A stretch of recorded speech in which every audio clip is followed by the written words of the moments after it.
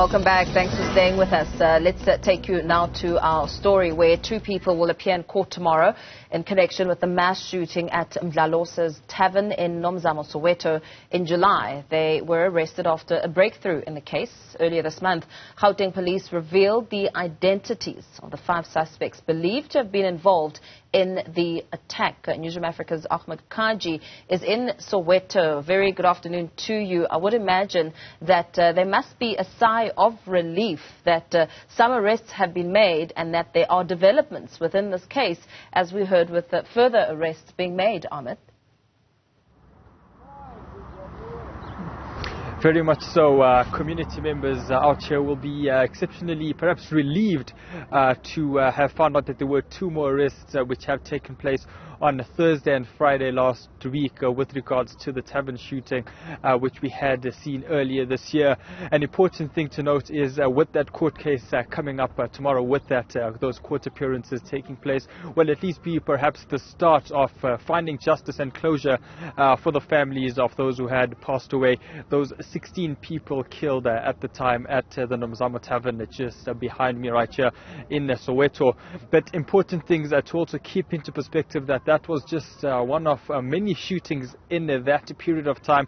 There was one out in Pietermaritzburg as well, and one will be hoping that perhaps the court appearance and the arrests which have taken place last week and the court appearances starting tomorrow will perhaps be a sign of the times on what will be coming up perhaps in the Pietermaritzburg cases and the overall incidents that we had seen around those mass shootings unfortunately taking place earlier this year. But in terms of the activity within this particular area where the tavern is, where the Newzroom incident had taken place, the tavern has been closed down, and what we also are seeing in the particular area, in this area, we normally would see it relatively busy on a Heritage Day weekend and on a Sunday. This area is now exceptionally quiet, and perhaps that just shows that this community, this particular community, at least in this particular area rather, may be perhaps frequenting other areas where alcohol is served, where taverns tend to be, or perhaps even reducing the alcohol consumption significantly as well. So in terms of what we are seeing, there perhaps is hope for what is expected tomorrow, and perhaps reduced consumption of alcohol at this particular tavern and obviously in this particular area as well. I suppose the other question would be around the reasons why this happened, as the arrests have been made and the suspects set to appear in court. I suppose the one burning question by residents and community members is to why this unfolded. And perhaps let's go back a little bit, Ahmed. Talk to us about what we know happened in July and the impact that it's had on that community since then. We also know that Police Minister Ahmed also arrived there to listen to the concerns around crime in that area.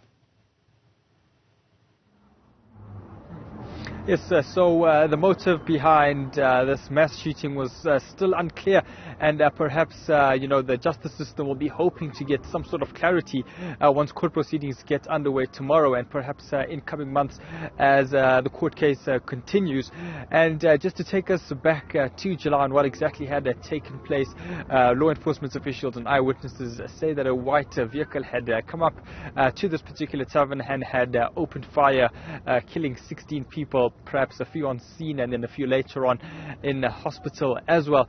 And we had seen the police minister coming through to the area to listen to the grievances of the residents over here. And at the time it was an exceptionally busy period for him, in that it was also in the aftermath of perhaps the attacks which we had seen in September, I beg your pardon, those in Pietermaritzburg, the tavern shooting over there as well. So in that particular time it wasn't perhaps just a regional situation out here in Soweto and Gauteng, but a national major concerns coming up with regards to what we had seen over there. The community raising concerns around the aspect of gun violence, the access to guns.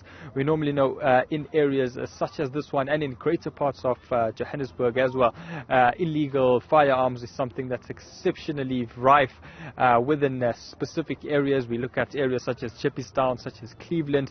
Jewel Street is one of the main areas where you normally would get illegal firearms.